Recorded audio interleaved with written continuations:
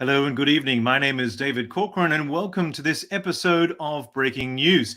Tonight, February the 12th, 2023. It is an interesting night, of course, and around our district, events have certainly shaken the world. And tonight we will hear from our district director, Turan Tanin, to say a few words and to share some thoughts around what's happening, especially in Turkey and northern Syria. And of course, we also have our weather, but in between, we have also a wonderful guest tonight. We have a new club in our district, so we will be interviewing the president of that club a little bit later. And of course, Toastmasters is a place of passion beyond borders, which is our cry for tonight. So I'd like to get straight in and invite our district director, Turan Tanin, to talk to us. Welcome to Breaking News tonight, Turan. Good evening, David. Good evening. Yes, this week, unfortunately, Monday, we started the week with a terrible news that comes from Turkey and Syria. A terrible earthquake, unfortunately, took many lives. The death toll is rising every day, and it's a very difficult situation. This week we had the Winter Awards ceremony, which we decided we would cancel for respect of what is going on, because it would not be appropriate to celebrate under these circumstances. And our thoughts and our hearts are with all of the people who have been impacted in Turkey and Syria, especially with our Toast members who are now obviously dealing with the situation. It's a very difficult situation. I've had many requests from people to say, what can we do? How can we help? And I'd like to talk a bit about that, what we're doing as the district. First of all, I've contacted our international director, our regional advisor. I've contacted headquarters to see what can be done under these circumstances. And we have actually a couple of things that we are going to do. We're going to at least do things that will help our Toastmasters in Turkey not to worry about their Toastmasters duties. There are a couple of things that we are going to do in terms of their memberships, in terms of their also schedules. As you know, we're heavily into the club officer training and club contests. We're going to relax the dates and the requirements on those. And probably other things as well. As time moves on, we're going to, obviously, everybody was caught off guard. We were not prepared for anything like this. So it's really a difficult situation. Regarding if you want to help the people, I think one of the things I'd like to go back to our core values, really, and especially talk about respect and service. So first of all, respect means there are also times, even for a public speaking organization, to be silent. You know, there's not much to say. It's very difficult to have the right words for people who've lost their loved ones, they've lost their houses, they've lost their businesses, you know, and waiting maybe on the phone to find, you know, for a good news that hopefully will come for people who've lost contact with their loved ones. So under these circumstances, I think respect is the first thing that we need to really think about. The second thing is service. If you want to help them, find out what they need, reach out to them. Even if there isn't anything you can do, this is more a time of being rather than doing, you know, showing that you care, showing that you can be there for them. Even just, you know, a friendly couple of words sometimes do miracles under these circumstances. Specifically to regarding material help, as you know, Toastmasters as an organization, we cannot channel money or other materials to other nonprofit organizations. So if you would like to reach out to the people, and not just the Toastmasters, obviously, to anyone who was impacted in Turkey and Syria, by all means, contact the people on the ground, find out what's working for them. You can do what you would do as a normal civilian, as a normal human being. But the Toastmasters channels are not the appropriate channels to be able to do that. So again, I'm repeating, for the Toastmasters who are not impacted directly by this, but simply within our district and even beyond our district, reach out to the people, but understand that for those people in this moment, Toastmasters will not be their top thing on their agendas. No. And I think we simply need to tell them that we're here for them, we'll always be here for them, and we're waiting for them so that they can recover from what has happened to them. Wonderful. That's all I have to say, David. Thank you. Yeah, thank you, Turan. So really, be ready to be called is kind of a summary of your words here. You mentioned too non-official channels. I have seen people from our Toastmasters network engage on their personal channels, their personal Facebook pages or LinkedIn pages, requesting help or offering support. So I hear you saying very clearly, use those personal channels to contact those people, be there for them, and to create the space of which when they call on us, that should we need to, we can answer that call as individuals, really to be a part of that bigger Toastmasters family, but understanding your constraints there too. So thank you for those words. Thank you, David. It's really always a pleasure to have you on, even in trying circumstances, and we do appreciate your leadership in this moment as well. It's it's an unprecedented challenge that you, as the leader of our district committee, of course, face as well. So I'm sure you will call on all Toastmasters as we need for excellence, for service, as well as that integrity, and of course the respect that you mentioned as well. So thank you for those words. I hope where you are safe. I've had COVID this week, so I hope that you are healthy and well otherwise, and all those around you. But we look forward to seeing you, and thanks for coming on to Breaking News. Thank you for calling me, David. Thank you. Good to see you as well. Okay, bye-bye. Bye. So our district director there, Turan Tanin, and always a pleasure to talk to him, and thanking him too for his time tonight. So as mentioned before, we have across the district as well, new clubs that have been popping up in the last few months. And tonight we are very pleased to welcome a brand new club to Breaking News. And of course, they've not been in our district very long. I saw their official charter date was December 22, late last year. So not very long as an official club. But to tell us more about the club's journey, about maybe some journeys of members, but of course, a brand new Toastmasters journey as well, I'd like to invite Toastmaster Nico to Breaking News. How are you tonight, Toastmaster Nico? Good evening, David. Thanks for having me. I'm good, and I'm excited to be here live on a Sunday evening. That's a change. Absolutely. Thanks. And I know you're busy, you're running businesses and doing all sorts of things. So we appreciate your time tonight. But we wanted to share with those who will watch on, either currently, there's a couple of people watching on, or those who watch in the future, but what it's been like really to organize, found, and create a whole new club for Toastmasters. But before we get there, I'd love to ask you, what brought you to Toastmasters in terms of your own journey? Tell us a bit more about that. With pleasure. So for me, the story really started way before Toastmasters, when it was in high school, and all of a sudden it turned out that I couldn't speak in public anymore. So I would sleep bad and be really, really nervous and lose my breath and really have a really intense form of stage fright. Mm-hmm. And that was a pain when I realized that, and I tried several things. I was looking for help and for people who could deal with this, and I couldn't really find anybody. So a little later, when I started studying at the second uni, so first I studied economics at the University of Zurich, and there I was really happy because nobody ever in 3 years of bachelor's wanted a presentation from me. So that was good for me, right? Really? Okay. I could enjoy my studies. But after that, I switched to a different uni. I studied business management, and I had to speak or give a presentation at least once a week, oftentimes in English, and many times not in front of 20 people or so, but 60, 70, 80. Wow. So I was I had to take a decision. Either I would underperform and be scared for the rest of my life, or at least my studies, or I do something about it.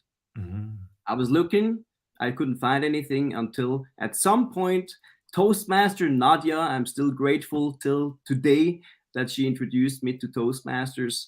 I went there and I started my journey with being super scared, moved on to kind of accepting and being able to do it. And finally now I would say that I'm comfortable, I'm having fun, I'm enjoying myself. Okay.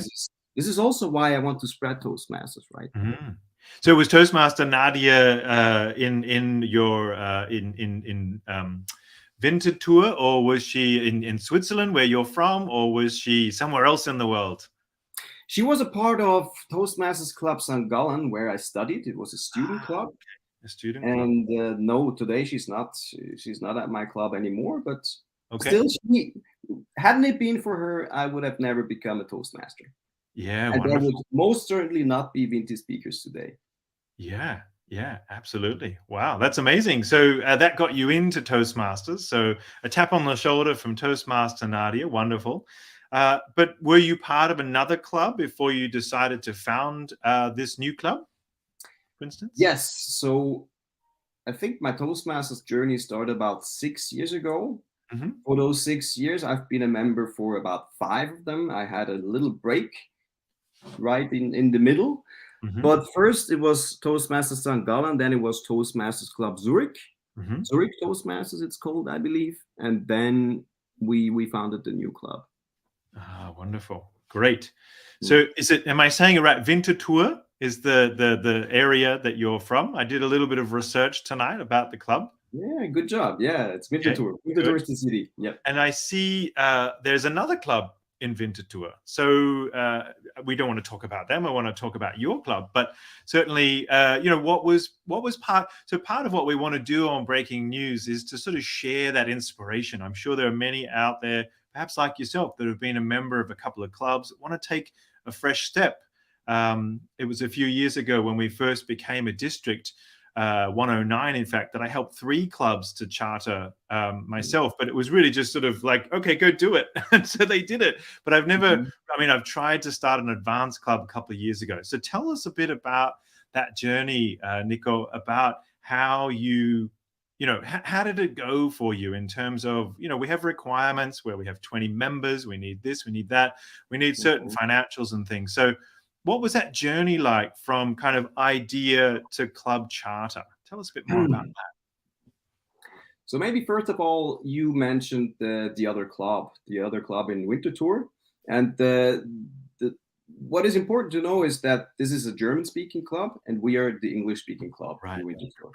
So I already when I was a part of St. Gallen Toastmasters, I lived in Winterthur, but I studied in St. Gallen first, so I had a reason to go there, right? And at some point, my studies were over, but I was still commuting to St. Gallen, which is for Switzerland a pretty long ride of 35 minutes. I know that people from the States, that's probably nothing, but for me, that was a long commute. I didn't want to do this anymore. So at some point, I met Christian Eckerberger. He's the co-founder of our club. Yes. And both of us were in the same situation. We were part of a club where we had to commute. And we were like, wouldn't it be awesome to have the same experience in Winterthur? Because if I invest an evening every other week and I can practice 2 things at once, so not only public speaking, but also English, I just kind of want to do this. So that was the whole reason why we started that club. I see. So you said, right, we're going to start an English club in Winterthur, and that's great. So was it a difficult process to get the 20 to 30 members that you needed to start and charter the club? I wouldn't call it difficult, but I think our way to do so was probably not the most common. So I heard that many clubs or most clubs just have a huge demo meeting in the beginning and they try to have 20 members like from the beginning. And for us and for me as a business developer, as a profession, it was it didn't feel natural. So what felt natural to me was to start small, and if it works, just grow naturally. And this is what we did. We set a goal of having at least 8 members from the start, because with 8 members, you can somehow make do in a meeting. You can organize your meeting, right? And we were even 10 or 12 in the beginning. So we were like, okay, let's try. And then over the time, it took us, so that the first demo meeting was in August 21. And it took us until, the 1st of January this year, until we finally chartered.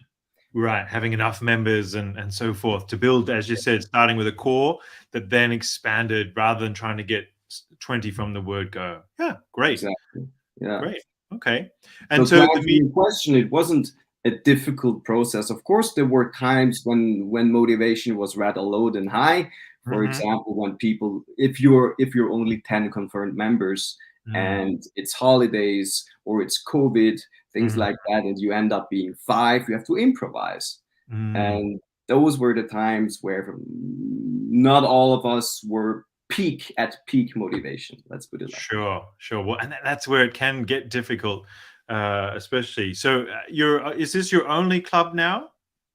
So it's just the one club you belong to. Yeah. Yes. No, I hear you. I just shared that when I started an advanced club here in Vienna with several other, we had about 10 as well, but we couldn't get to our 20 because it's a second club and it's a second membership that people are having to pay. So you have to continue in your own club if you run an advanced club. But here you have a new club, a community club open to all. So tell us a bit about the core then. I don't need you to name names, but maybe you have, who's in the club? Is it all, you mentioned a student club in St. Gallen, but is it a community club? I've met Christian once before, so he's at the other end of his career, perhaps. You might be at one end of your career, or in the middle somewhere together. I don't know, but tell me more about some of your members and the demographic of your club. Yes, please. So let's really start with Christian, because I almost feel bad doing this alone. Of course, I'm the president and I have been since the beginning. But without Christian, I would have never started the club. So as you said, he's about twice my age, a little bit more even. And we are also, from our skill set, we're perfectly complementary. So he's older, but he's full of energy. He's really, you've met him. So he loves to speak. He loves to make a performance, to be in the middle, the center of attention. Yeah. And I like that too, but I do it in a different manner. And that was really, I think, the two of us, that chemistry in between us and the collaboration with him is really the core. And then, of course, as you said, in the beginning, there is a core of a couple of members who were also officers since the beginning. And without those, it would also have been difficult. We are a community club, so basically everybody can join. But being an English-speaking Toastmasters club in Switzerland means that you have to be willing to tackle a couple of fears, or just to really step outside your comfort zone in several ways. You have to tackle public speaking, which is like a top 3 fear of people. You have to speak English, which is uncomfortable for so many people. And those two things that really make for an ambitious team. I'd say everybody from our team is pretty ambitious. Yeah. And age-wise, really, we have anything in between about 25 to 74. So really broad range of different people. Wonderful. Male, female, everything. Yeah. Yes. And Winterthur, so the city itself, is it also an industrial city, or is it a city that's very international or multinational? Or so finding new members, new English speakers, is that somewhere where you have the company headquarters of some multinationals there, or not really? It is an international city. We have about 110,000 people living here, but we are only, I think, 3. We're 3 native speakers. At the moment, the rest are Swiss, and for them that is really I'd say we have 3 reasons why people join with the speakers, and I even confirmed that during one or the other beer. So I think the main reason is really people wanting to improve public speaking. Reason number 2, people wanting to learn English and practice on a regular basis. And reason number 3 is we have people who move to Winterthur, like it's foreigners from any country. They find a job in Winterthur and they just don't know a lot of people. And if then you see a bunch of people that is like super diverse, it's international, like Toastmasters, for them that was a perfect way of also having fun. I mean, we go for drinks every time. Good. The meeting, it's really important to us to make it a social thing and not like a very strict Toastmastery thing with a ton of rules. Yeah. It's a fun place. Wonderful. That's great. So there's room for two clubs, a German and an English-speaking club in Winterthur, which is great. And obviously more members and helping you to grow organically by the sound of it is also a good thing there as well. And before we wrap it up, I do want to ask you a little bit about your mentors and sponsors. So you mentioned Christian there, Egerberger was your co-founder, and of course you had a core team, but you may have had other mentors and club sponsors along the way as part of that official journey. So is there anyone you'd like to either mention or how it was in relating to those supports for you as well? Yes, thanks, David. That is really important to me to mention Andreas Geiger and Frank Kaiser. They are our club mentor and sponsors. Good. To be fully honest, I still till today don't understand the difference between the two roles, but I know that those two people have been around and were here when I didn't know about rules, when I didn't know about the exact way of how to call it a treasurer or cashier or whatnot. They were here since the beginning. So big shout out to you two. Thanks a lot. It was mostly in the beginning, like the very beginning, the conceptual phase of the club, when it was useful to have people to spar with, who have also been in the position of founding a club or being in a really young club before. And then when it came to really chartering, when it came to dealing with the long Toastmasters forums, that's just not my strength. That's just not one of the things I'm good at. I think I mainly lack the patience. So having had somebody who has filled in that form before, who has gone through the process, was tremendously useful. Yes, and we also call that person the sponsor. It's the person who knows how to read the forms and understand the forms. Yeah, absolutely. Yeah, that's good.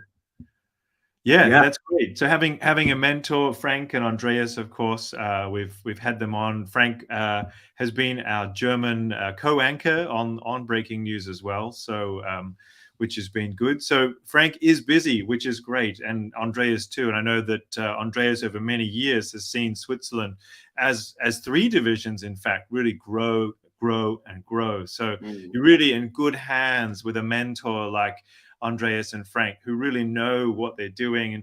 And the next 6 months, you know, from when I mentored a couple of clubs here in Vienna, as I said a few years ago, it was really about that first 6 months, that first competition. We're in season now, whether you compete or not this year or maybe next year.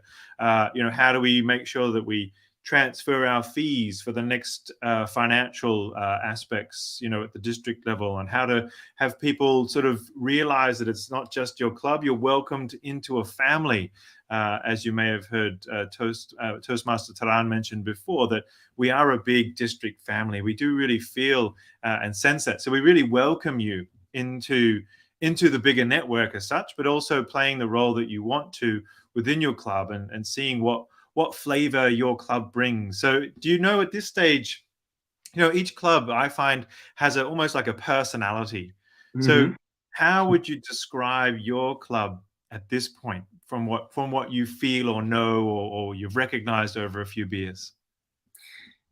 Yeah, I get the same feedback every time when people meet our club, when they come for the first time. I also ask them in the end of the meeting, and it's the same every time. We're a fun club. We are a club where, yes, we have the rules, and yes, we have the typical Toastmasters International agenda, but it doesn't always go exactly to plan, and it doesn't have to. It really doesn't have to. The point why people come to our meetings is simple. They want to improve English, public speaking, and they want to have fun. And whether or not the president talks for 3 or 5 minutes in the beginning, or whether or not we have all the types of evaluators that are there on the forum, that's just not so important. What is important to me is make it a fun event. Like mostly you can see that at our table topics sessions, which really are hilarious usually. And also that second part, like after there's the meeting itself, and there's the part after the meeting. So you know that there can be winners, right? At every Toastmasters meeting, there's like the best table topic speaker, there's the best speaker, the best evaluator. And at our club, what you win is a drink. So Oh, every time you win, you can also win on 2 or 3 things at a time, you get a drink.